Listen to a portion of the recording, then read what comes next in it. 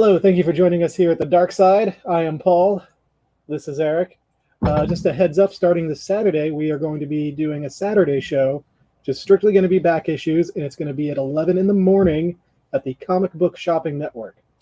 If you have any questions, we type away and we'll answer them for you. We'll post a link. We will post a link. And we're very excited. We're extremely excited. It's going to be so good. It's big time. It's going to be another hour and a half of just back issues, no weekly releases, maybe some $5 trades, things like that. So, Eric, ready to get started? Yeah. All right. The first thing we've got up here this week is we got restocked on the second printing of The Last Ronin #1. Even after selling out of 30 plus of the first printing and another 15 of the second printing, every week we still get people searching for it.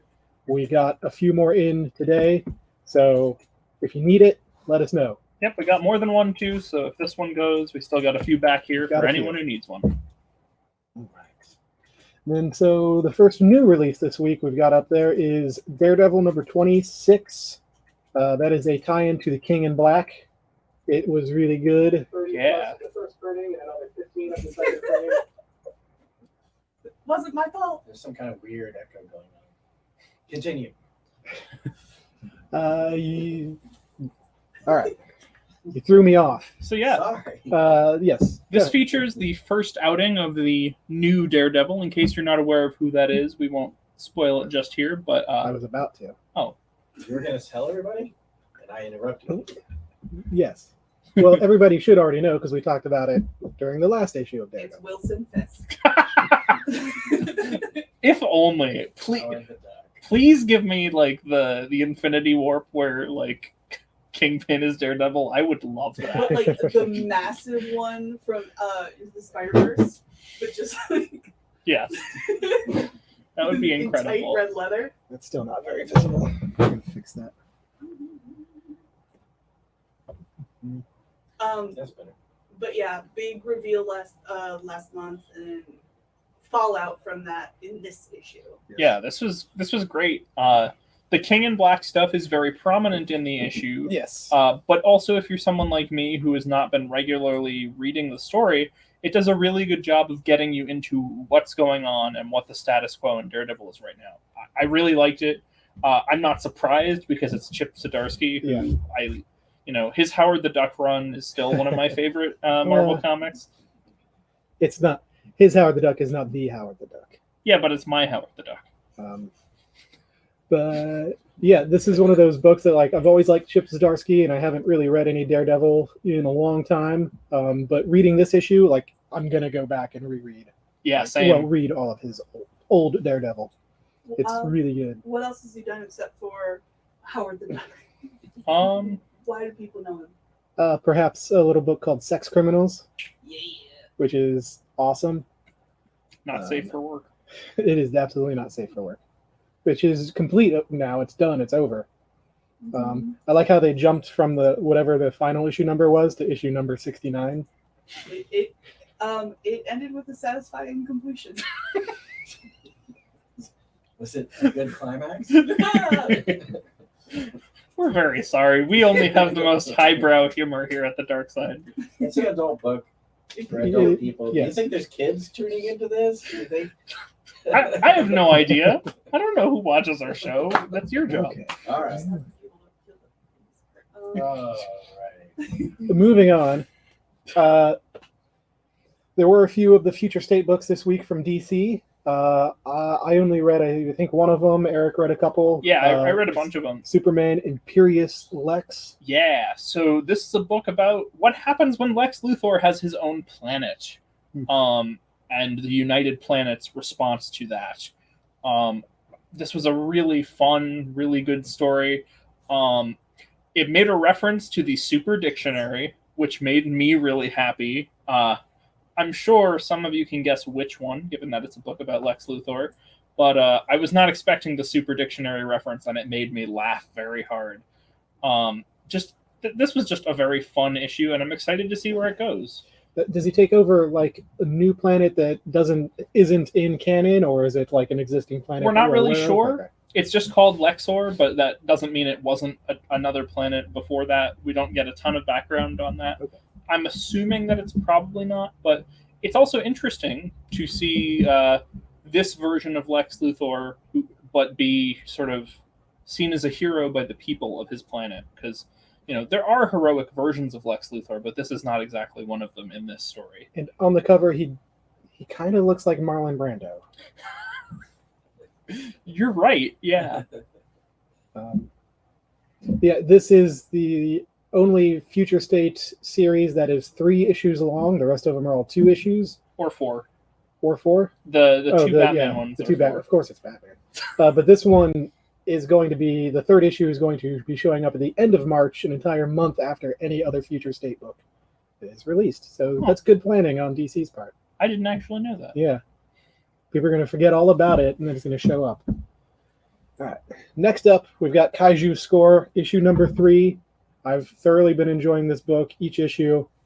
It's a fun caper story that in a world of kaijus. And they plan their art heist around a kaiju attack. And with this week's trailer release of King Kong versus Godzilla, it's even more appropriate. We've got some more stuff in store later surrounding that trailer, so That was pretty epic. It's very excited. Mm-hmm. I think we should take bets on who wins. is that legal?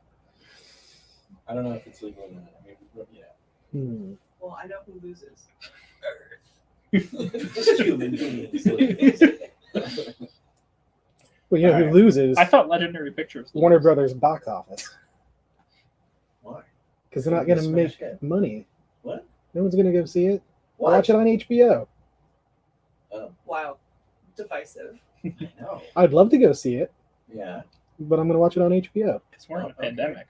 Well, what difference does it make? I mean, one of the kaijus is going to win. But no, That's what we're betting about.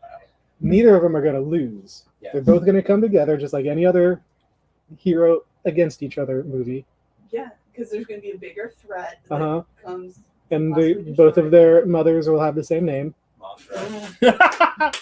the bigger threat is clearly going to be Rom's Space Knight. Yes. No, it's going to be one of the Pacific Rim guys, like from.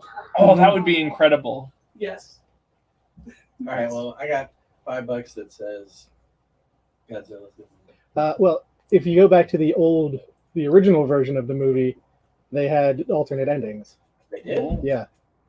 So in the America and Europe, King Kong won, and Right. then everywhere else, Godzilla won. That makes Really? sense. Yep. Yeah, that does make sense. I always wondered when I was a kid when I saw that. Like, I always thought Godzilla should have won. Anyway, Yes. moving on. Moving on.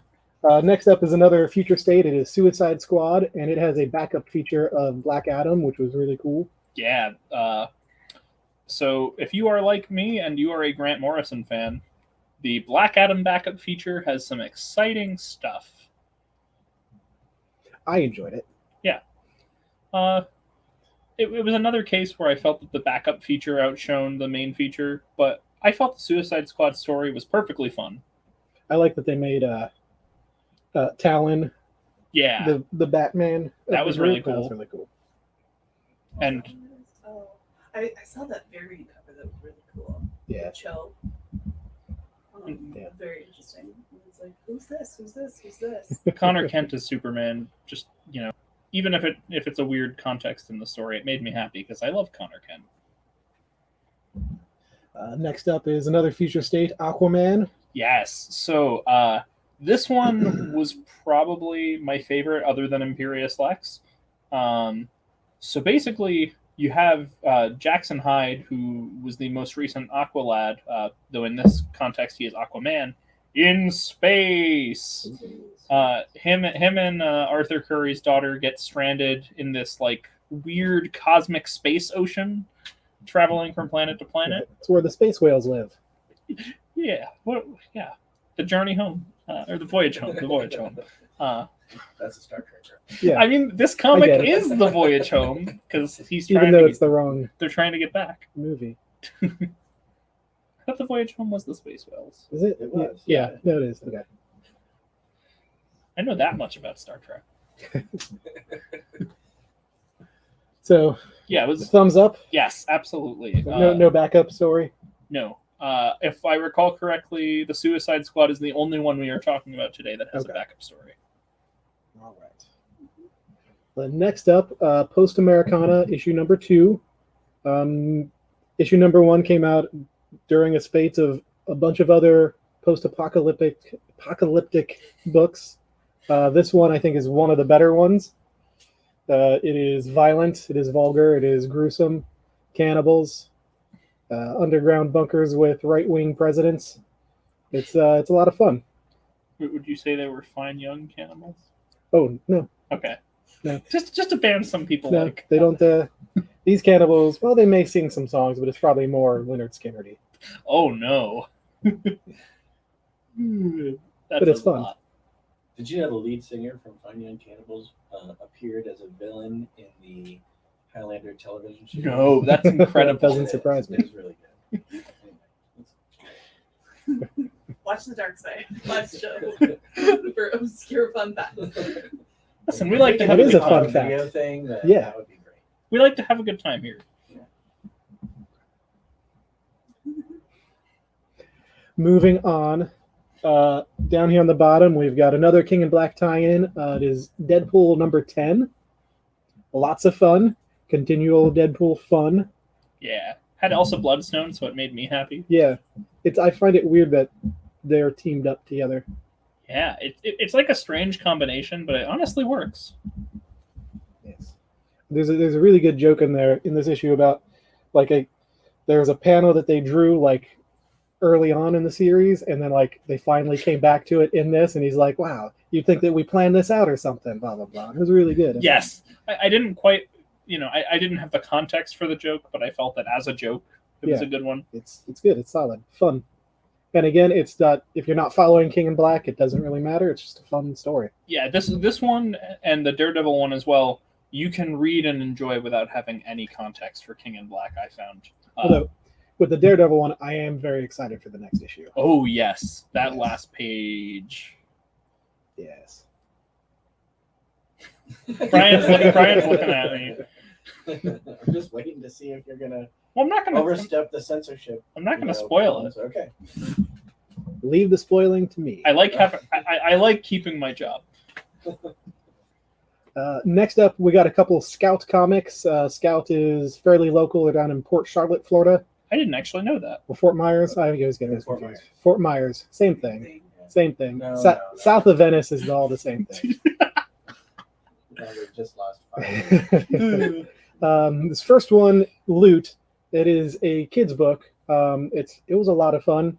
It's a little orphan kleptomaniac who steals from all of her foster parents, and then like she finally finds her home. She steals, but she's not stealing. She's taking things to put in museums. Oh boy. Yeah, she's very Indiana Jones inspired. But then she grows up a little bit and she becomes the head of loss prevention at a department store, and like she's got this whole like online like group of treasure hunters and stuff. It's a really fun first issue. Yeah, That sounds great. and it's only $2 from Scoot Comics. Scoot is Scout's kids books. Nice. I would say it's more aimed towards like middle school because there is a little more slightly mature stuff, Mhm. like not for first or second graders, maybe fifth, sixth graders. Young Okay. adult. Yeah. But a lot of fun. It does sound neat. Yeah. And then next up from Scout is Stake, number 1. This Vampire is not book. kids. Not Yeah, a kid's no. book. This is not- Do not give this to kids. Definitely not a kid's book. Eric actually surprisingly enjoyed it. Yeah. It wasn't my favorite, but I did enjoy it. It's something that is not up his alley, and I was surprised when he said that he enjoyed it. Yeah, it was just some silly nonsense stuff that I enjoyed, and it sort of harkened back to my days of watching Buffy like 10 years ago. So, Yeah, so I it's did kind of like it. it's fairly Buffy in the age of social media, Yeah, I think that's a good way but to also put a little more mature. Well, the Buffy reboot from Boom Comics that started in 19. It's very very modern too. It's Okay. heavily based on social media as well. it. It's like that, but if Buffy was like less of the classic like respectable If Buffy Teenager. was less CW. Yes, that's a really good way to put it. I know Buffy wasn't on the CW, was she? It it was was on- EP and the yeah. WB. Yeah, it was on WB. But yeah, no, it's definitely more violent, more vulgar. It's black and white and red. So those are red's the only splash of color you get in there. I was really worried because back in the 90s, there was this whole spate of like independent horror books that were all black and white. And like sometimes the art was really cool, but the dialogue was terrible. Or sometimes the dialogue was good, but the art was terrible. Sometimes it was all terrible. So I was worried it was going to be a throwback to that, but it was all pretty solid. I thought it was decent. Yeah, when that's done well, like just using color sparingly, it can be really effective. Indeed. Yeah. And that is it as far as the new comic issues this week that we felt the need to cover. So we got a couple of trade paperbacks, All came out this week. all brand new. This first one is Godzilla, Yeah. History's greatest monster. indeed. And this is a nice, big, thick book. This is the entire series of this, the entire run. How thick that is. Check out that monster on the back there. And how much would that run one of our That would run you viewers? $30. Okay, that's actually not that bad for Boom. something that thick. Yeah, no. Get ready for some Godzilla. All Godzilla, all the time. Yes. Next door to that, got some Star Wars Dr. Aphra. Yes. So, Dr. Aphra has, over the last couple of years, crept her way into being my favorite Star Wars character, full stop. And I'm really enjoying this one. So this is the Alyssa Wong and Marika Cresta book that is currently on the shelves. A new issue came out, I think, last week. And it's just been so much fun. If you like Indiana Jones, if you like Star Wars, this is the book for you. The Rose is like making this face. No, she's, all great. she's agreeing with everything. Mhm. I really enjoyed the Cy Spurrier and Kieran Gillen runs, but I really think this one is leaning much more into the Indiana Jones aspects of the character, and I am loving the hell out of it. She should team up with Luke. Yeah, that please just give me more Dr. Aphra. I don't care the context. I just want more. I'm Yeah. sure Scout can work with that. Yeah. IP. Yeah. No worries. The last trade we've got up over here is It Eats What Feeds It. That is another one from Scout. This is a trade paperback of the first 3 issues, only $10. This first issue is going for money.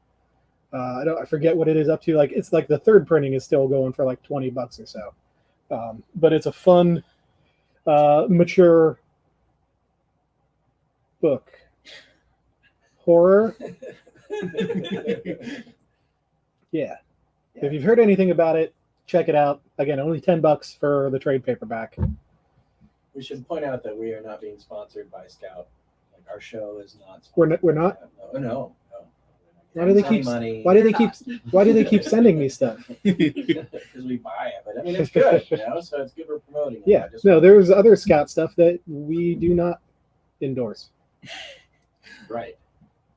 Yeah, we won't say which, but there was one issue this week that I don't think Paul or I were particularly fond It of. was weird.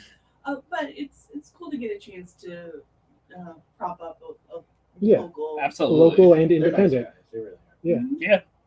Yeah. And they put out some quality looking stuff. Yeah. Absolutely. So those are our new issues. Those are the new stuff for this week. Anyone need to see anything before we move on?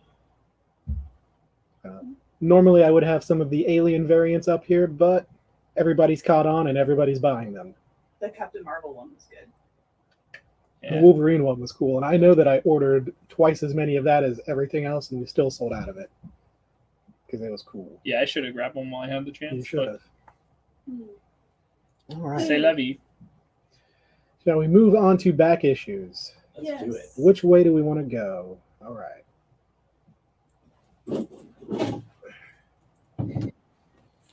Starting off over here, we've got from top left to right, we have Cable issues number 1 and 2 of the 2-issue debut Cable miniseries. His first solo series, 2 issues. Right, yeah. That's right. They're $5 each or $8 for both. And I remember there's something, I think that's right when like Liefeld left Marvel, and so John Romita Jr. had to rush in and like do all the artwork for it. Which you can do in like 5 minutes because the guy can't draw. That's just my opinion. Oh boy. It's true. He just scribbles on. Anyway, continue. I mean, I don't love Romita Jr.'s art either, but that sure is a take. Yeah.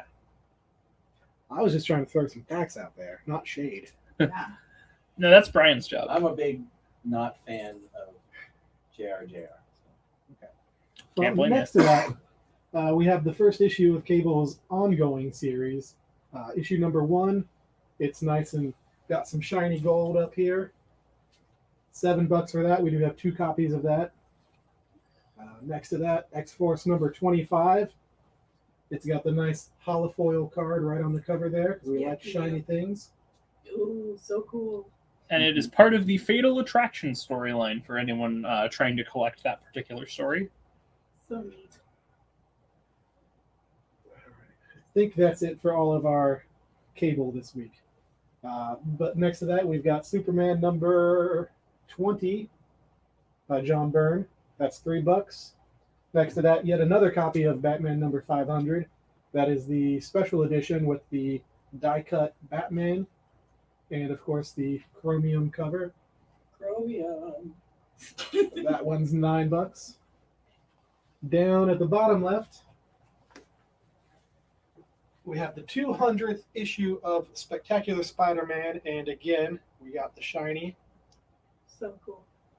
That one's $5. So, what would you say is your favorite shiny 90s cover?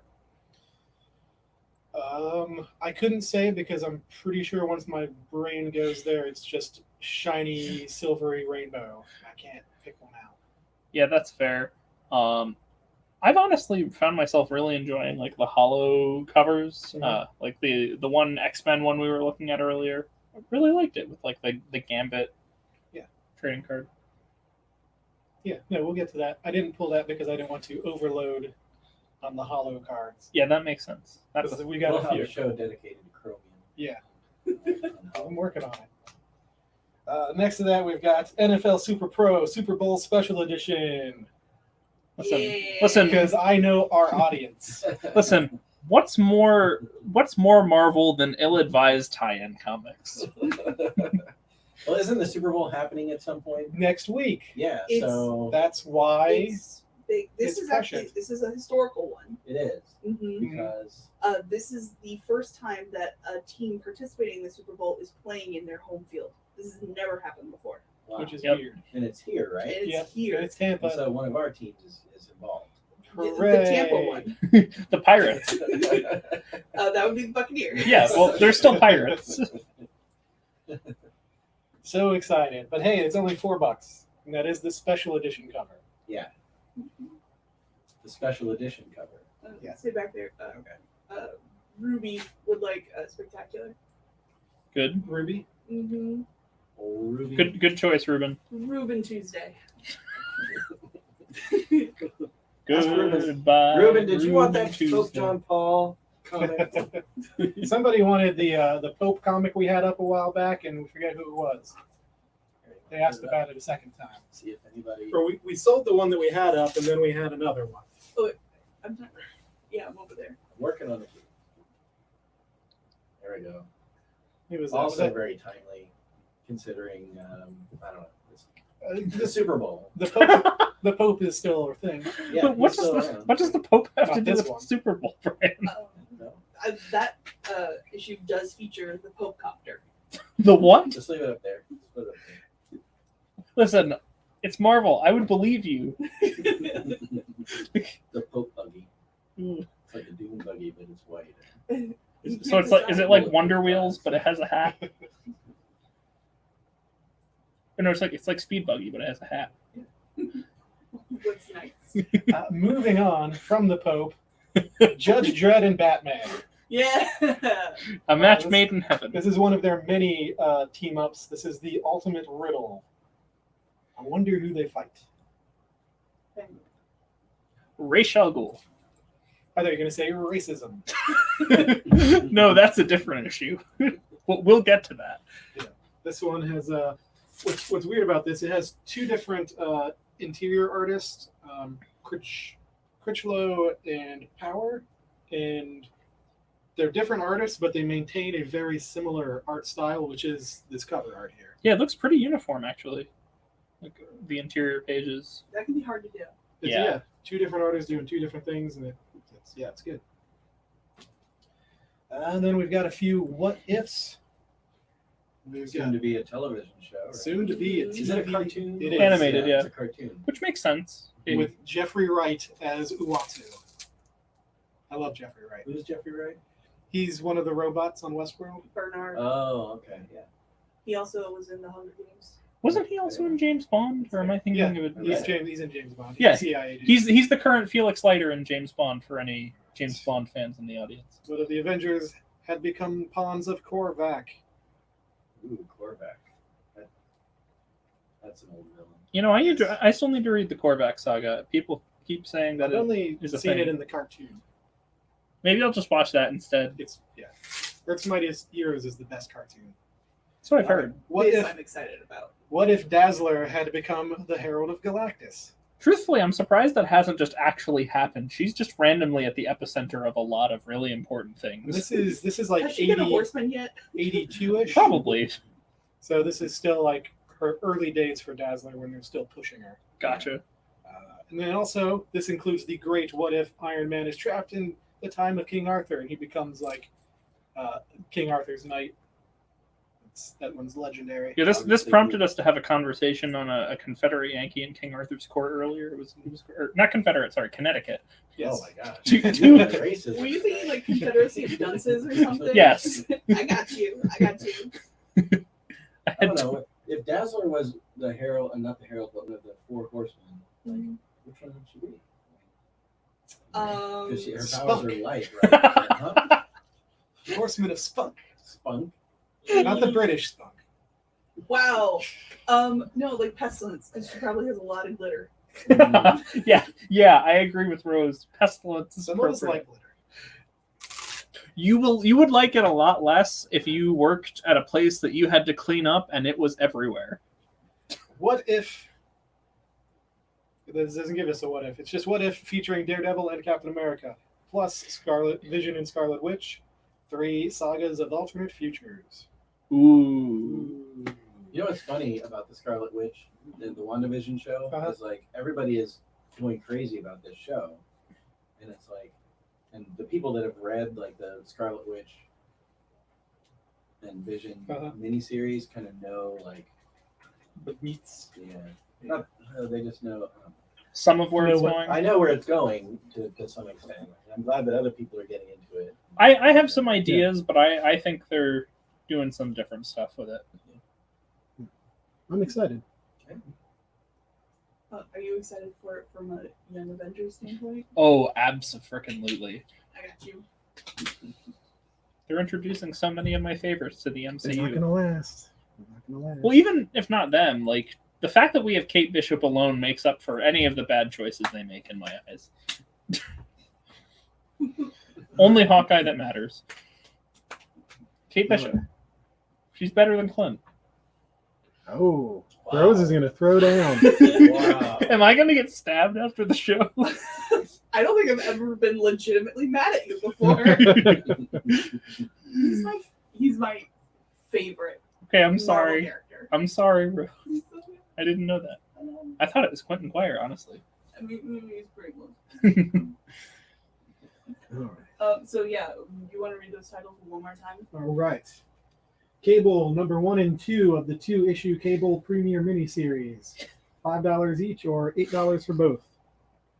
Cable number 1 from the ongoing Cable series. $7. X-Force number 25 with a shiny hollow card. $5. Superman number 20 from John Byrne. $3. Batman number 500 with the die-cut cover. $9. The Life of Pope John Paul II. $5. Ruben.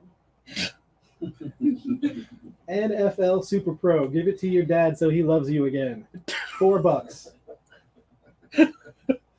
Batman Judge Dredd, The Ultimate Riddle, $6. Several Marvel What If Avengers. We've got number 32, 33, and 38. Marvel What If. This is turning into like our After Dark show. So tune in Saturdays for more family fun, friendly. Tune in for us not roasting each other's favorite characters. Yeah. Wow. Okay. Would you like to move on? Yes. Moving on. All right. So we have the 90s. By that I mean Spawn by Todd McFarlane. We have issues 2 through 13. 2 through 13. Some highlights include some spooky cross imagery and a bat. It's very spooky. And Yeah. there's a lot of It's- bats it's actually. fun, spooky. There's a lot of bats actually. Yeah. On a bunch of the covers. There's that guy. I'm not familiar with that particular villain, but The key issues that we've got up here, besides just number 2 and 3 being that early in the run, issue number 6 is the introduction to either overkill or overt kill, depending on which action figure you read. Issue number 8 was written by Alan Moore. Issue number 9 was written by Neil Gaiman. And And it's there's first appearance of Angela, who I love. as well as Devila. Mona. That was bad, Rose. Angela. I forget his name. It's like an Italian name, Castriosa. Yeah. That guy. His first appearance. Also, there's a big lawsuit involved with issue number 9, so that one, There that was. and It got number, resolved. it did, but I'm not sure if that's ever been put in a trade or not. Oh, that's a fair point. I don't know. Issue 10 has never been put in a trade because issue 10 was written by Dave Sim, who the creator of Cerebus. Questionable human being, Yes. Very questionable. but legendary and iconic. So those are the key issues of the ones we've got here. Ruben would like number 9. And also, I believe that's number 4. Is that Violator? That's the Violator. Yeah, Right. I'd like that as well. Angela is actually Thor's Sister. sister, right? Yeah. Sister. Yes, later on, once Neil Gaiman secured the rights to Angela, he took her to Marvel, and she became Thor's sister. Which was a big FU to Yeah, Todd. He immediately sold her. I would recommend if you have any dealings with Image, deal with Robert Kirkman, not Todd McFarlane. Yeah, that's fair. Yeah. That being said, I do recommend the Angela series at Marvel. It was written by Kieran Gillen and Marguerite Bennett, and it's really good. There's another issue number 5. I kind of skipped over that one. Issue number 5 has a. Yeah, they're both number 5.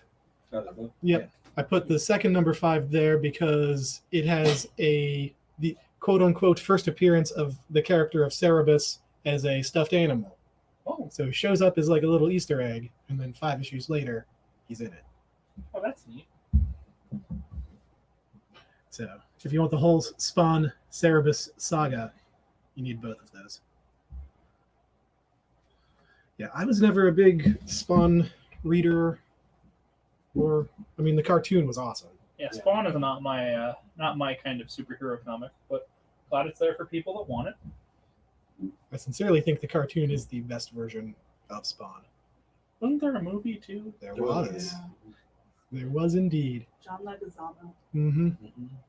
Is that John White? What was his No. name? Michael J. White? Michael Jai White, yeah. He was also Brown's Tiger, wasn't he?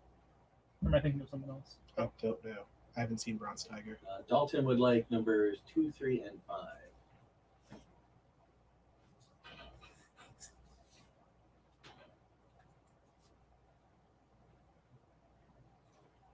Okay. Good choice. Hello, Dalton. Dalton. Good to see you again. Hope you're having a good evening, Dalton.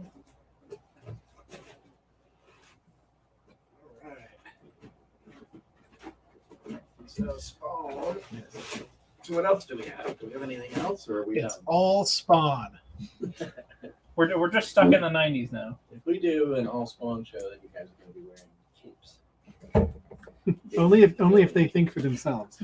I'll do the face makeup, but I'll still just be behind camera. For a second, I thought you meant like you were going to do it to us.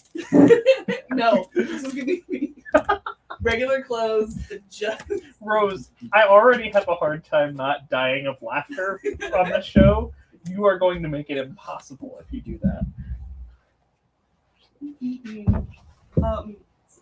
So yeah, what issues of Spawn do we have left now?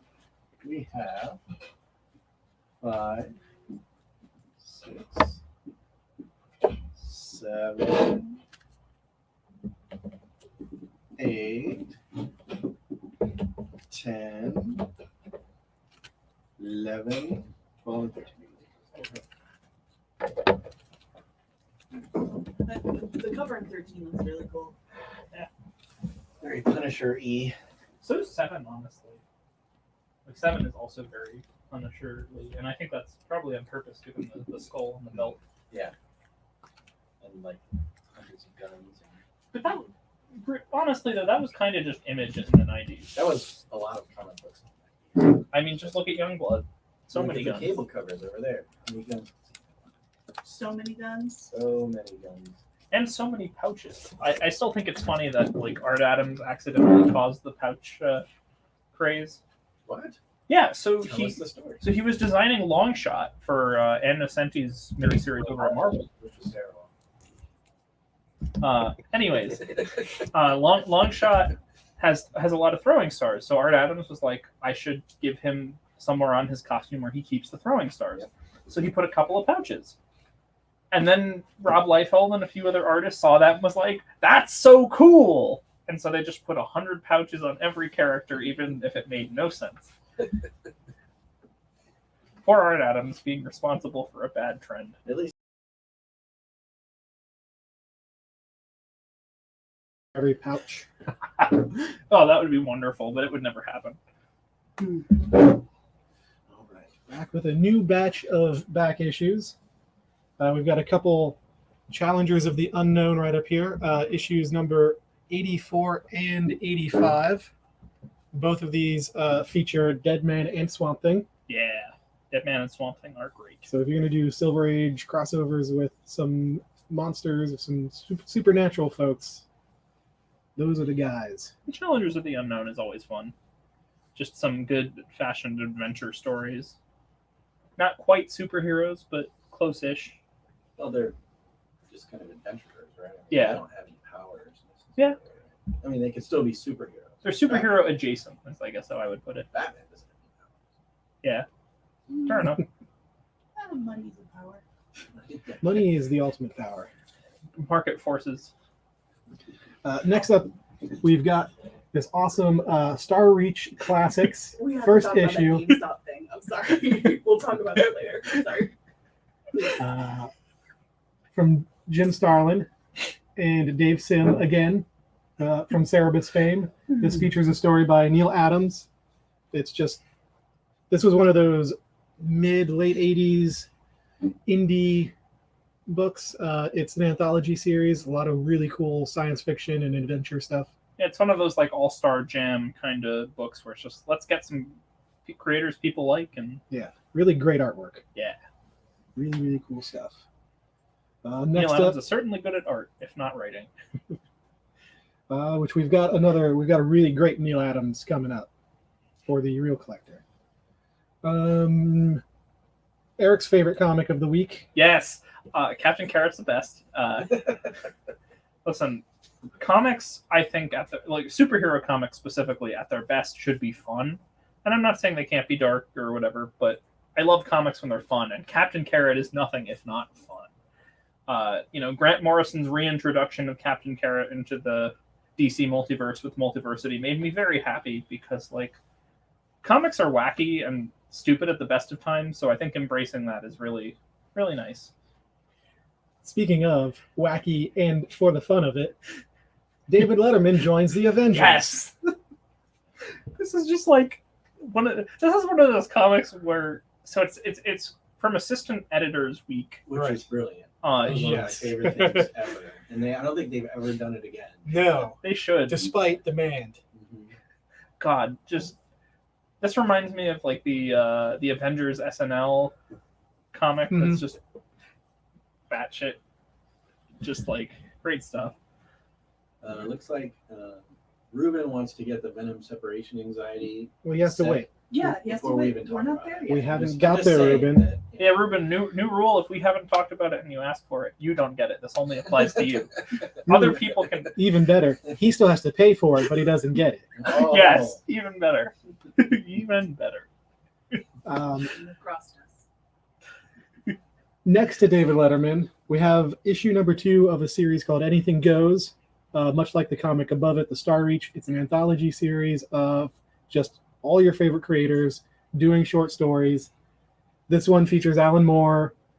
Frank Miller did the cover art. I made notes on the post-it note if you want to read some of those names. Jack Art Spiegelman, Jack Kirby, at least Sam Keith. Joe Sinnott, Sam Keith, Art Spiegelman, Dennis Fujitake, Jack Cronin, Jack Kirby, Donald Simpson, and Alan Moore. I mean, I think issue number 2 is the only one I've ever actually physically seen. I have never heard of it before. It's cool stuff. It's one of those books where it's like they're allowed to do whatever they want.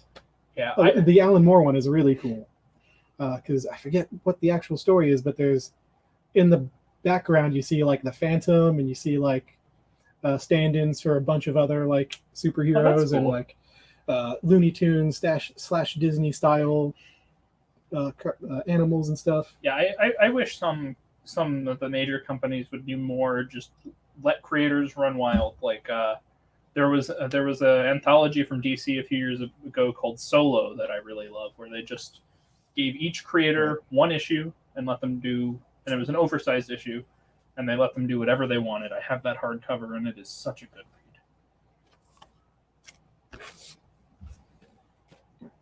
read. Moving on, we've got a couple more Swamp Thing crossovers. Brave and the Bold. During the Batman, Brave and it was always Batman, right? No. Most of the time, but it wasn't at first. I don't think. I thought it was like always him and Superman or him and other people. Not necessarily. Okay. Well, These two. These are two. definitely Batman. it's going to be issues 109 and 122. Ooh, the demon. Yes. Truthfully, I think that this is when Batman is at his best, when you pair him with supernatural characters, because that takes him out of his depth, and I think that makes him more interesting and more compelling, because I find most of his challenges don't actually challenge him in interesting ways. They're physically hard, but they don't make him come to grips with something that is different, or, he's not actually being challenged as a person, he's just being challenged as, like, a fighter. Yeah. So that's why I think this is cool, because he doesn't really necessarily believe in all the magic stuff. So I think that's as someone who doesn't usually love Batman, this is a way to make Batman compelling for me. And then some other books, whatever. Yeah, there's other books. I thought it was just the. Well, I think can Ruben tell us about those books? 'Cause I think he knows all about them, right? Yeah, Ruben, what do you like about separation anxiety? It's like 5 million Venom offshoots. Scream and Carnage. Man, who's the green one? Is that Toxin? I'm not familiar with them. Okay. I only know Toxin by name. I don't know anything about them. Yeah, well, Scream was in the recent Planet of the Symbiotes, King Okay. in Black. So I thought it was a fitting tie-in for that. It is. That makes sense. And is there anyone who would happen to want those issues? Yeah. Thank you, Ruben says, "Cool symbiotes rocking the house." Love it. That is I mean, those are classic issues. Gorgeous art. all 4 of them for $10. Goodbye, Ruben. Goodbye. Ruben, come Goodbye back. as in purchase, not as in leave. Ruben, Good purchase. Good come back next week because we may have more Venom. Mm.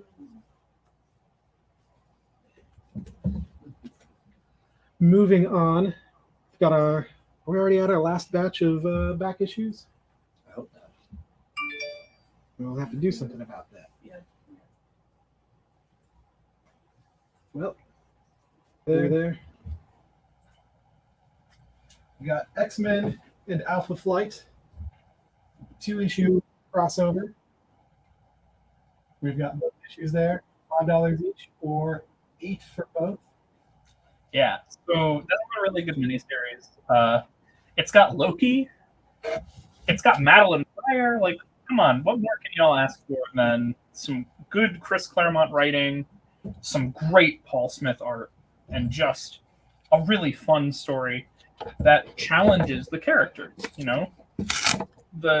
What I like is that the central conflict isn't just a physical conflict, but a moral conflict. And I think Chris Claremont did a really good job. And I just love Claremont's X-Men. So, but I think this particular crossover, as someone who likes Alpha Flight, I think it makes very good use of the fact that it's a crossover and it's not just a random story that couldn't happen without them.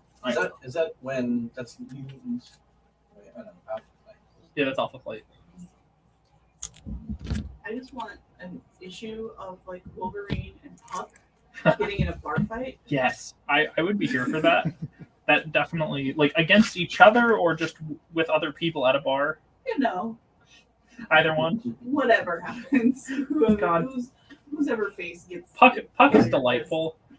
I remember when he was in like the post Secret Wars Captain Marvel ongoing as part of like the Alpha Flight in space. I really enjoyed his dynamic with Captain Marvel. Mm-hmm. Isn't he the one like in that one issue? He's like, "Oh, make way for like this is our fight," kind of a thing. I think so. Yeah. Um, So cocky.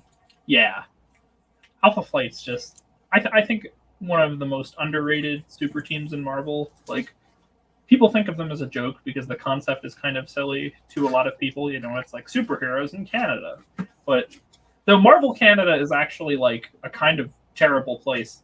You know, What, like more like Quebec?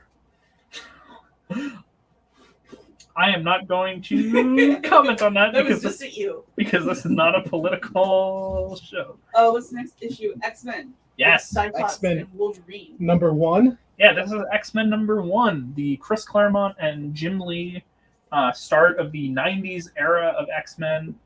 A great issue. Still to this day, I believe, the highest selling comic of all time. I'm pretty sure it was.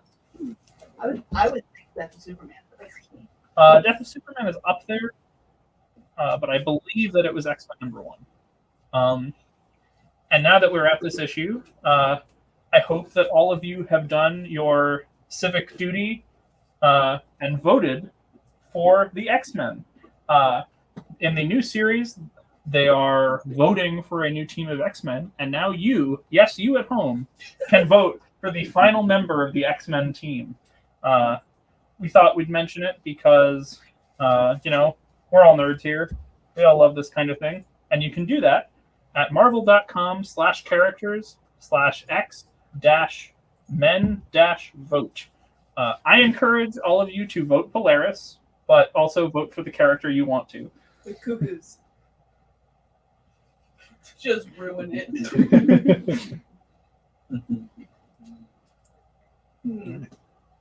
Warlock. Yes, who would you vote for? I like Warlock. Unfortunately, Warlock is not an option. So it's not real democracy. Where's my write-in vote? It's Sunspot, Cannonball, Armor, Marrow, Tempo, I love Marrow. Polaris, Strong Guy. There's one. So the A-listers. Banshee is the last one. Wow. And then just some random Warlock who just has like a lizard face. Let me just make sure I'm not missing someone, because I might be missing someone. So the order is Banshee, Polaris, Forge, Boom Boom, Tempo, Cannonball, Sunspot, Strong Guy, Marrow, and Armor. Wow. I'm genuinely. Is that like the Great Lakes team that they're putting together? Well, so I think the idea here is that they wanted to highlight some excellent but lesser known characters. You're obviously going to have some characters along the lines of your Scott Summers, your Jean Grey, your Storm. But the X-Men fans are very passionate about a lot of characters that are not the most well-known characters. So as a thank you for us, continuing to read the books, they wanted to give us an option to have someone who's not the obvious choices. Where's Dupe? I was just thinking. That or like the girl with the. I don't actually know. Brain in a jar. So Brain Girl has actually been showing up a little bit. That's her name is Brain Girl. Yes, you can blame Grant Morrison for this. What about the eyeball kid? Really? I hated the ecstatics. Well, think that's where she's Eye-Boy. from, Yeah. Eye-Boy is on X Factor. Okay. I'm really loving Dawn of X and just all the obscure characters that get to shine, in case you couldn't tell. Just a side note here, the Death of Superman does not show up in the top 10 comics ever sold. It's top 10 in my heart. Okay. It's top X-Men 10 number right 1 now. sold 8.1 million copies. 8.1 million in one because Ruben would like that copy. Damn! Do you like that? They also had 5 covers on that, so they all Yeah. had one big giant cover. I think this so- one is the one that is not part of that, but I could be mistaken. Well, they all Oh, fit that's together. one of the multi. I thought there was I one that have didn't. somewhere in the shop. I have all 5 covers signed by Jim Lee. Ooh, They're worth tens of dollars. tens of dollars. Oh, And is that with the frame? No, that's just Okay, that's just the. just the comics themselves. I need to get me all the covers to make a panorama at some point. You know who needs some redemption and could really do well on an X-Men team? Who? Toad.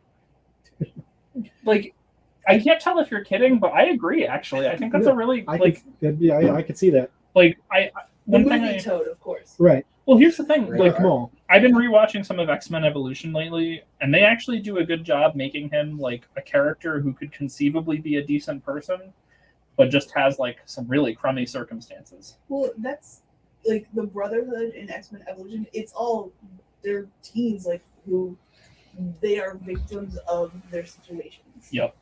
Except maybe Avalanche, but the rest of them definitely. Mhm. Avalanche is just a jerk. Okay. Sorry, he's mean to Kitty. Oh, all right. Next up, I forgot we were selling stuff. This is a Wolverine 58-page graphic novel, I believe. It is Inner Fury, both outer and inner artwork by one of our favorites. Can you guess who it is? You don't have to whisper. Danny Cates. Bill Sienkiewicz does the Yeah. cover and the interior art, so you know it's good. Mhm. I just wish and I don't literally wish this, but I sometimes wish every comic was Bill Sienkiewicz. There's definitely comics that I wish were. I'm just Wow. imagining like, I'm just imagining like if the current Excalibur run was drawn by Bill Sienkiewicz, I would die. Captain Carrot by Bill Sienkiewicz. Yes, that'd be amazing. Like, joke, that would be so good. Yes, I know my taste in comics is very strange. Next Wolverine, we've got Marvel premiere featuring Wonder Man in Wondy's first solo saga. Wondy was a name that they See, I used had to to get the stick. hear people calling Wonder Woman Wendy. I've never heard that from Wonder Man. Yeah. But if you are a fan of Wonder Man, next door to that, we have a one-shot from 1985 starring Wonder Man. That cover, like, honestly looks like it should be a Dazzler cover. Yeah, got some glare. Would you mind? This one? Like, is it just me, or does that look like it should be a Who did that Dazzler cover? Is cover? that Chaykin that did that? You know, I sincerely looked on the inside and did not see a name for the cover. So So it's it's Wonder very Man good. number 1. Well, it's a one-shot, so there wasn't a series. Do you think that DC, when Marvel came out with Wonder Man, DC was kind of like, damn it, why didn't we think of that? Like, Doubtful, but maybe. There's, I mean, like they have Wonder Woman, like they never thought, like, hey, well, let's have Wonder Man. Wasn't that the whole thing with Spider Woman? Like, or there was something where Marvel copyrighted a bunch of names because they didn't want DC. I think it was going all the way back to Captain Marvel with Ms. Marvel, and so they copyrighted a bunch of stuff, including Wonder Man, because they didn't want DC to. I forget. There's a whole convoluted story. They wanted Wonder Boy, but Tenacious D just Right. swooped in, grabbed that. Yes. Mhm. Hmm. Yeah. That's my addition to the conversation. Hey, it's probably better Facts. than any I could have. Nothing but the facts. And moving on, we have another wonderful Bill Sienkiewicz cover. Oh, Yes. look at that card. It's so good. Moon Knigget. Moon Knight number 20. There is a little crease down here along the spine, but you're not looking over here. You're looking over here. Yes. What a gorgeous cover. That is only $3. Less than the cost of a new comic book. Unless you're buying loot, because that's only $2. Oh, that's true. Hey. What's this? More Venom? More Venom. Where's Ruben? It's not for you. I mean, it can be, but Well, we have 2 copies of this, and this is glows in the dark. Paul's It favorite. glows in the dark. Turn off the lights. Let's turn off the lights. Dalton had said that he's claiming all Venom for next week. So. Ooh. Oh. Dalton would like one of the Yeah, Venoms. he wants. The glow in the dark. Are we gonna have to have Dalton versus Ruben live on pay-per-view for the rights to buy the Venom comics? I mean, that's a cool cover. It's a Yeah, it's a great cover. artistically and glowing in the darkly. If only if it was done by Bill Sienkiewicz, If only. then it would have been better. All comic would be better with Bill Sienkiewicz. Just write that on Yeah, the cover with Sharpie. Yeah. It's by whomever you want. That would be very Alex funny. Ross? Oh, Venom? such a departure from his normal style. Next up, we've got Marvel Spotlight, Son of Satan, number 20, $7. This one features the devil on a tarot card on the cover. Ooh, terrible. Fun stuff. I know I'm talking about the X-Ferret. Then we've got some, Vegetable? No, I'm not the form of divination. Which No, we are not talking about Jim Ballard. Oh, We are not talking about anything Jim Ballard. Black Rose. Yeah, we are never talking about anything Jim Ballant has done. what about Catwoman? I don't really like his Catwoman, honestly. Well, we can still talk about it. Yeah. Okay, acceptable. I mean, his art style is not great. But who's the writer for that? Because they were good. Like, Maybe. I forget who wrote it, but it was good stuff. Moving on, we got some Power Man and Iron Fist, number 73. Is that wrong? Space Knight? It is Rom. It is Rom The indeed. best Marvel tie-in series, in my opinion. We'll get another close up on that. Still sad that they can't reprint it. Are they doing a Right there. Disney Plus show with Rom Space Knight? No. They don't own the rights. They don't? No, Who's the right? IDW currently has the rights. They just started they either just started putting out or it just hit trade. I don't remember which, but a new Rom Dire Rates miniseries. Yeah, that just came out in trade. And I've heard because it's like Christos Gage. I've heard it's pretty good. The IDW stuff. Yeah, they have the Micronauts now too. Mhm. Mhm. Got their whole little Hasbro universe going on. Yeah, they did a crossover too. It was called I think like Revolution. Moving on. Amazing Spider-Man number 268 for $2. Oh, $2. is it $2 Wednesday already? It's $2 day after Tuesday. Day before Thursday. That is a great issue because somebody turns an entire building into gold, and then the weight of the gold, like the gold can't support the weight of the building because it's a soft metal. and so Right. it collapses. Yes. Oh, I didn't know science was allowed in comic books. Yeah. Metallurgy lesson. We are going to run into some of our $2 books. Some of them are very good books, but they are in imperfect condition, in case you can see here, in the little corner. that's folded over. I'm sure there's a couple other dents and dings in there, but our $2 comics are worth $2. They're worth the price you pay. Good read. Yes. You just want to read them. You're not collecting for value. But you never know. I mean, Yeah. like You never days, especially with the market, anything could happen. Anything can happen. You might even say that anything goes. Anything goes. Issue number Really Frank. like the ASM 2,260. 2,060. Has any Marvel comic hit 1,000 yet? I don't think so. But yeah, I don't know. I think it's Marvel itself hit 1,000. yeah, but that was literally them making fun of DC. Last up on this shelf, we've got a $2 Dick Tracy book, Big City Blues. This is actually from the era of the movie. Mm-hmm. If you actually look at it, it is clearly Warren Beatty. And Madonna, right? That's less of a Madonna. Madonna as olive oil.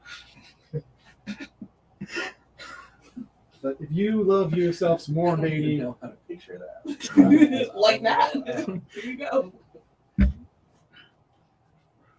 it's $2. Dick Tracy. Worst hero name ever. Best last name ever, right, Jamie? You want this one? Going back up to the top there, we've got the X-Men Alpha Flight 2-issue miniseries. $5 if you just want one, $8 if you want. Then we've got Cable number 1. No, that's the last batch. Cable number 1, $7. Shiny gold. Number 2 is in there too, isn't It is not. I'm sure. We took 2 copies of them. I believe we have number 2 is played with my number 2. I don't Next up, we've got that beautifully done Bill Sienkiewicz Wolverine Inner Fury. And then a couple Wonder Man one-offs. Moon Knight with that fantastic cover. Glow in the Dark Venom. Son of Satan. Power Man and Iron Fist. What If? And Dick Tracy. Again, Dick Tracy is $2. $2. 2. That movie wasn't the worst comic adaptation. It wasn't too bad. No, I have a fondness for it. The Speed Racer movie was good too. Yeah, I enjoyed it. I think the Speed Racer movie is what the Sonic the Hedgehog movie should have looked like. Roger Allen was a very good villain. Also the villain of V for Vendetta for people who don't know that name. Okay. All right. Moving on, we're going to have a couple. What did you rearrange? I just took some comments from behind. Oh, okay. Got a couple of higher priced books, along with a bunch more $2 books. We've got Tomahawk, number 116. Sorry, it's black on like dark brown. $40. This is the first cover art by Neil Adams. That's pretty cool. Yes. This is not in the best condition, but it is in very good condition. Mint condition is going for like 500 or so, and then those prices under a 9 it just drops in half. So for $40, this is a piece of history. You want to show that cover a little? It's nice.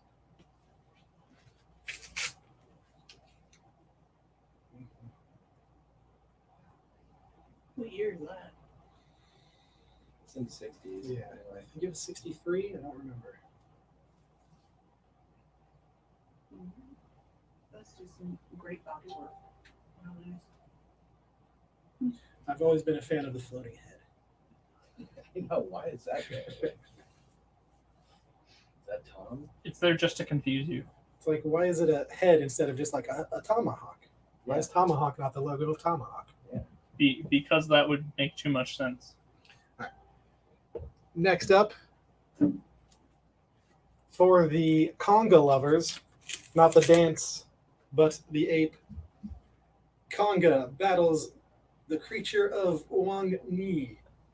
This is the final issue of Konga, and it's perfect timing for Kong versus Godzilla. Totally not a pastiche of that. Konga was a movie from 1961, Gotcha.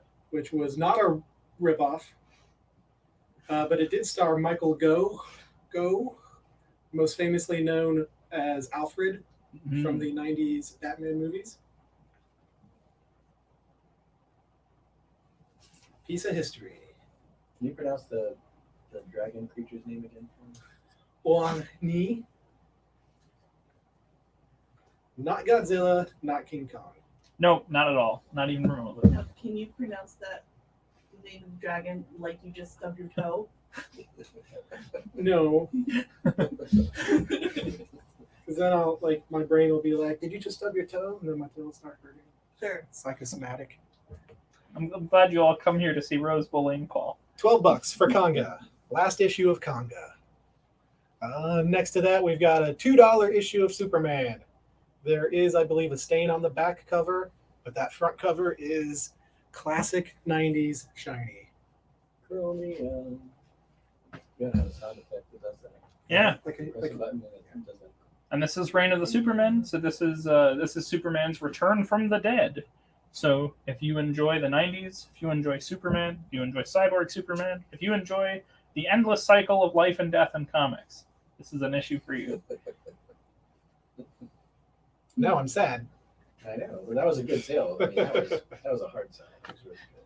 So this next one, This next duo. just so intriguing. We should really only sell these as a pair. It's an accidental duology. We've got Superman number 192 and Superman's girlfriend Lois Lane number 57. There's I'll let you figure out what's going on. Why would we put these together? Oh, Corporal gosh. punishment. We just said we would let them finish. Oh, I figured it out, sorry, right? They had a couple seconds. My Oh, favorite there's a thing is that Super Baby, you can see like the handprint in the cake right there. And he's just like scarfing down cake while brushes are being broken over him. Yeah. And then she's breaking her hand, spanking him after she broke the brush and the tennis racket She hit the kid with a tennis with a racket. tennis racket. I love how they have pictures of Superman in the house. You know, like, Secret identity. Yeah. like, Just big fans of Superman. Gosh, amazing. Yes. Jamie Tracy would like both of those parenting guides. As he said. Very well. Very well. Amazing. I am so for he helped us pick those, so it's not at all a surprise that he wants them. those are awesome. Though. Yes. I just saw another duology kind of like that. Anyway, Superman. We got a handful of $2 Supermans. We got one of them right here with Bizarro on the front. Got one right down here. I don't know who that is, but it's a great vest. Got a $2 Green Hornet next to that. $2 Dark Hawk. $2 Mike Grell's Shaman's Tears, which Mike Grell, well, he's doesn't seem to get as much credit as he deserves. I really enjoy the Longbow Hunters Yeah, by him. practically reinvented Green Arrow. That's one of the few times where I have purchased something I already had in trade. I had the opportunity to get the entire miniseries for $10 at Tampa Bay Comic Con a couple of years back. Couldn't resist. That's awesome. that's a Can you great get that series. Bizarro up in focus? He is. He's just Bizarro. Bizarro. Folks. Me, I'm not like Bizarro.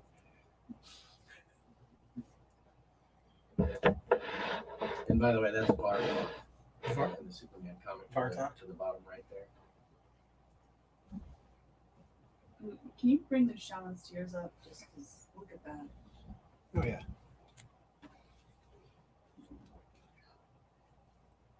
That's incredible.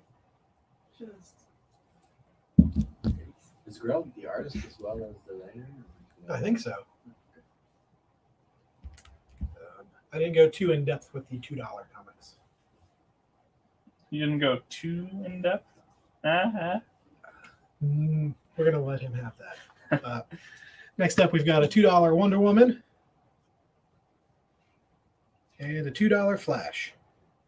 Is she wearing a I think I've read that. astronaut suit? Mm-hmm. She can Mm-hmm. survive space, right? Yeah. Okay. So who's the writer on that Flash? Mesner Loebs. Okay, so this is the run that leads into Mark Waid's run. So it's informative stuff.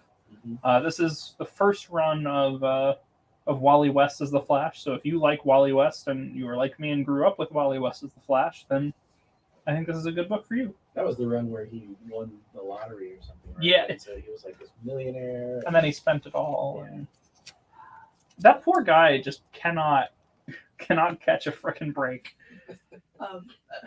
Bizarro to Janie Tracy, please.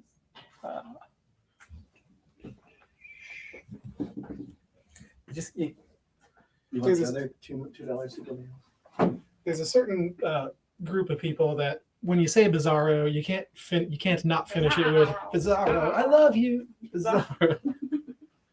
That is a pull. Like there's not a lot of people who know that what that's from. I think Paul is the king of deep cuts. Just emotionally, man. Oh, I'm sorry. So I put the other two Superman $2. Cover art by Mignola, And written by Byrne, right? written by Byrne. Again, our $2 comics. They're in readable condition. They may have some flaws, but they're worth it. Yet another super being in an astronaut suit. Yes. Mm-hmm. We love astronaut suits here at the Dark Side. And then we've got Superman versus Cobra. Cobra is like one of those villain groups that I enjoy that a lot of people do not really love. This is the actual Cobra, though. Oh, okay. Cobra, yeah. Not the G.I. Joe. No, because there's a Cobra organization. Yeah, they're a cult. Is there? They're a cult. Okay. There was some really good Checkmate stuff by Greg Rucka and Eric Troutman that had them that was real good. And they all have snake names, right? Yes. Yeah. So how are they different from the Marvel Snake people? I'm not familiar with the Marvel Snake people. You need to watch the cartoons. Until like Captain America. You just need to read Captain America. So basically until the last like year or two, I was almost exclusively a DC reader, and then their quality like fell off a cliff. But still buy them. Yeah. I mean some of their stuff is still very good. A lot of the Future State stuff has been very good, but I haven't been enjoying their stuff as much as I did. So I've been reading a lot more Marvel lately. We do have a few more comics over here. We've got Dr. Mirage #1 from Valiant. That is #1, right? Yeah. We've got the Kindred #1 from Image. Moon Knight #50 with a die-cut cover. The Union #1 from Image. I had never heard of the Union. I saw Mark Texiera's name on it, and I'm on Fascinated. We all know that Paul loves his Mark Texiera from his Ghost Rider. I don't think I've ever seen him do anything not Ghost Rider, so Fair enough. I'm excited. I don't think I've seen him do anything other than covers. So. Then we've got from Image the Pit #1 and 2, or is it just? I don't see It's just that on Pit. there. Hit is a very 90s comic. This is a ripping first issue, though. In case you don't believe me, In like a Jack the Ripper sense. it's ripping. That's terminology we used all the time in the 90s. While you were playing with your slap bracelets and your pogs. We have issues 1, 2, and 3 of The Savage Dragon. So good. Ninja Turtles show up in issue number So 2. good. I didn't know that actually. That's Mhm. pretty cool. That same guy has been writing and drawing that since the beginning. 300 plus issues. Yeah, that's Or really has he hit 300? I don't even. I think he's at 260 something. I think that's the only But thing he's gonna that hit 300. Eric Larson does anymore. He found his niche, and he's like, I'm just gonna. Are you googling on our screen? Yeah. Google search brought to you by Rose. They still see the thing. Okay. This is just you see. Okay. Okay. 5. How many issues does the subject have? 5.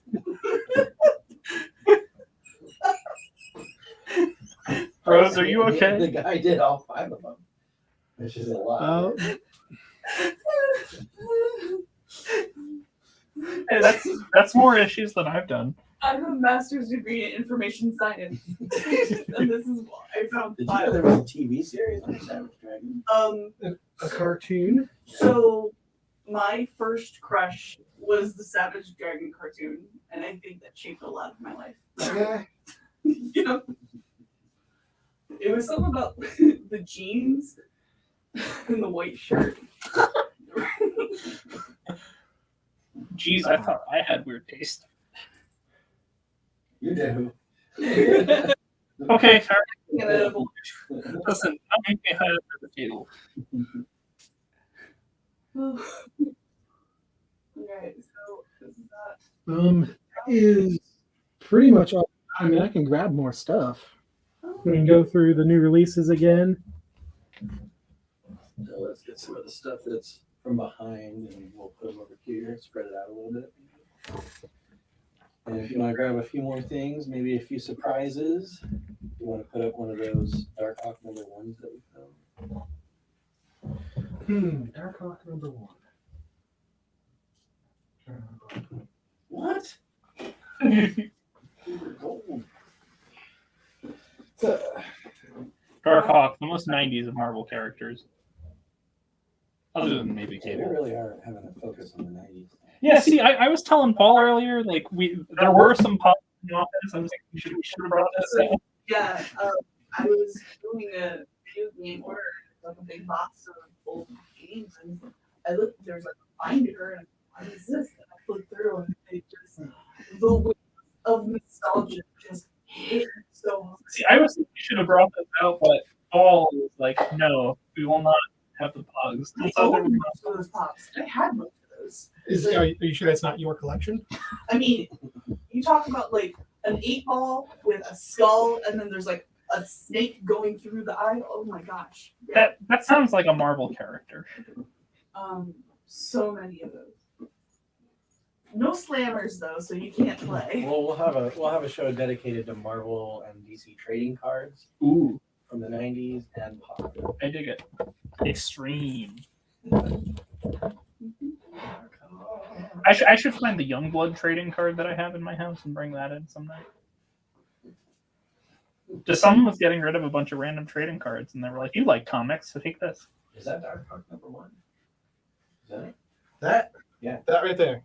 Dark Hawk. That is Dark Hawk number 1. Wow. With his not Wolverine claws. $10. Issue number 2, 3. Issue number 3, 3. So, what is your favorite Dark Hawk story, Paul? I didn't know Dark Hawk existed until a few years ago. That's fair. Yes. No, being a kid of the 90s who was not allowed to really read comic books, I completely passed over. It wasn't a cartoon or movie, or my friend didn't have a copy. I didn't know anything about it. Yeah, that's fair. I mostly know him from the War of Kings Right. miniseries that he had, because they like to bring Dark Hawk back about every 5 years. For royalties? I have no idea why, truthfully. It just like Keep the IP going. it just strikes like clockwork. Every couple of years there's like a Dark Hawk one shot or miniseries. No, this is another one that 2 months ago was really spiking in the speculation market because there's rumors About everything. that he's going to show up on TV shows. Probably. Right? Truthfully, like, you could name any less well known Marvel character and there's probably a rumor they're gonna show up in something at this point. With how many MCU things there are. I mean, hey, the Wizard was in Jessica Jones. This is true. Yeah, true. Everyone A loves guy who's really fast. Yeah. Like the Flash. By the way, Savage Dragons has passed the 250 issue mark Okay. back in July of 2020. That's what I thought. Everyone loves the Wizard. Much higher number.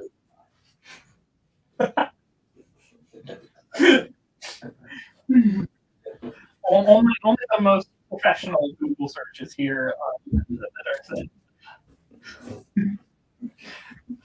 Are we really down to one viewer? I think it's you though. Is it? Oh my I god. think you're one viewer. Oh, Yeah, no, that's no, super we got man. nothing. Brian, is this your favorite book of all time? Yeah, I have like hundreds of them. Hundreds of It's copies. because he loves him so much. Back from the Dead. That's what it says right there. $7. Jamie's still here. Um,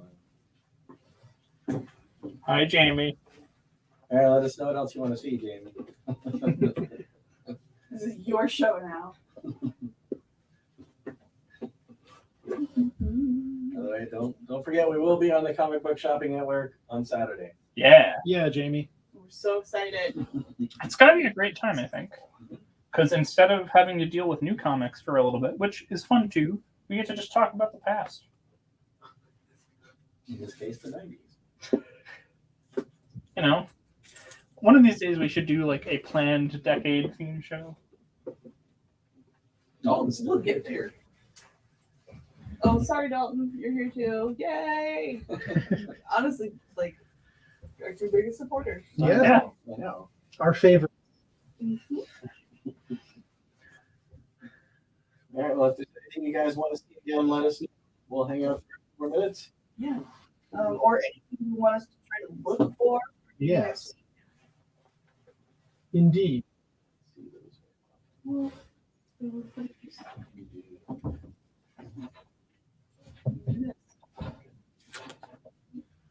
How about some fan cast? fantastic. Who do we got? Who do we got?